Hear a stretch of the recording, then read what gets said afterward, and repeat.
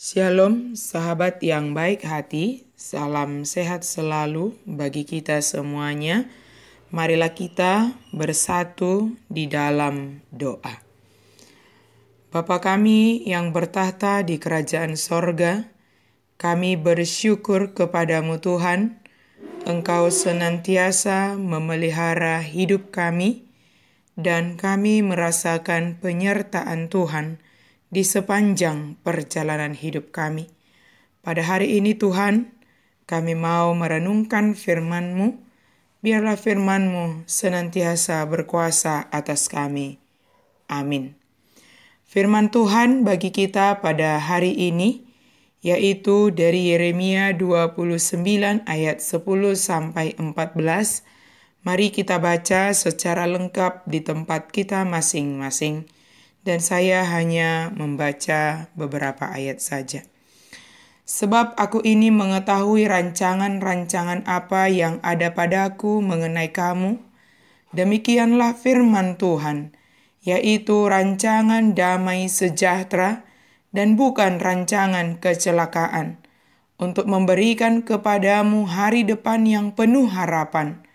Dan apabila kamu berseru dan datang untuk berdoa kepadaku, maka aku akan mendengarkan kamu.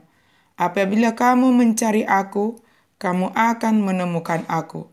Apabila kamu menanyakan aku dengan segenap hati, aku akan memberi kamu menemukan aku.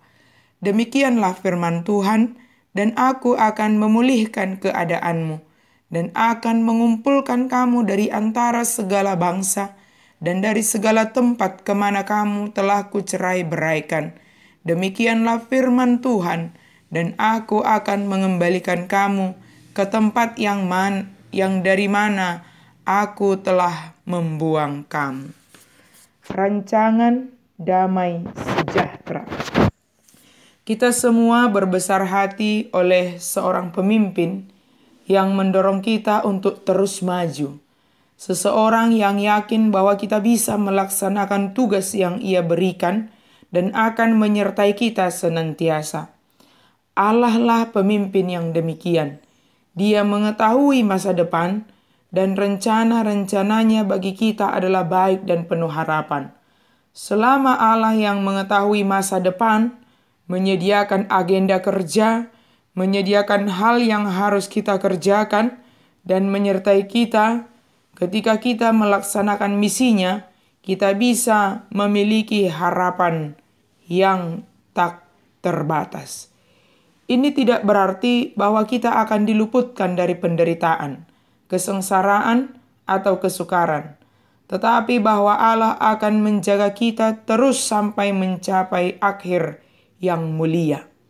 Allah tidak melupakan umatnya, meski umatnya merupakan tawanan di Babel.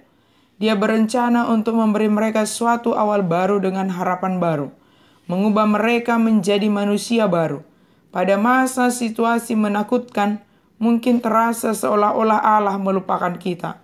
Namun Allah mungkin sedang mempersiapkan kita sebagaimana Dia telah lakukan terhadap bangsa Yehuda untuk suatu permulaan baru bersama Allah sebagai pusat kehidupan. Berdasarkan rencana Allah yang bijaksana, umatnya akan memiliki masa depan dan harapan. Karena itu mereka bisa berseru kepadanya dengan keyakinan. Sekalipun orang-orang buangan berada di tempat dan masa yang sulit, mereka tidak perlu berputus asa karena mereka memiliki hadirat Allah. Hak istimewa untuk berdoa dan memperoleh anugerah Allah. Jika kita mencarinya dengan sepenuh hati, kita akan menemukan Dia. Tanah yang asing, kesusahan, penganiayaan, atau masalah fisik tidak dapat memutuskan persekutuan kita dengan Allah. Sahabat yang baik hati, rancangan Allah dalam hidup kita ini adalah rancangan damai sejahtera. Allah menginginkan dan merencanakan kehidupan kita ini adalah kehidupan yang penuh dengan damai sejahtera.